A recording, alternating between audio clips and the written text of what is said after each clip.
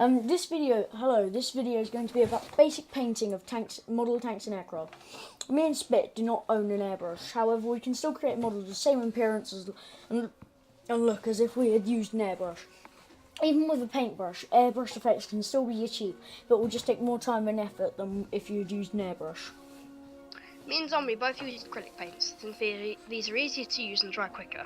However, this is not saying you shouldn't use enamel paints. One technique that can be used is layering your paint. Using multiple layers can achieve a more solid look to your model.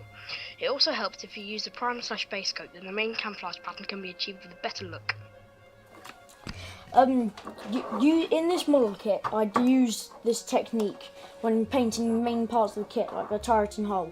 This technique makes the coat of paint more solid and leaves little to none of the plastic showing through. Another thing to keep in mind is to use masking tape to mask off areas you don't want paint applied to. For example, if you put masking tape over the aircraft's canopy, the paint will not be applied to the canopy of an aircraft. Tape is also useful for making camouflage patterns. For instance, you've got a Spitfire, you paint the whole thing brown, then mask off the areas you want to keep brown, then apply the green.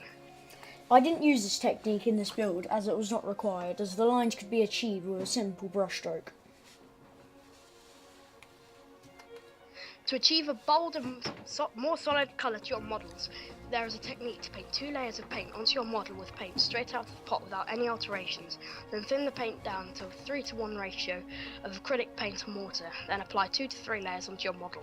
This will achieve a bolder look to your models, especially tanks. However, if using enamel paints, use thinners to thin down the paint instead of water.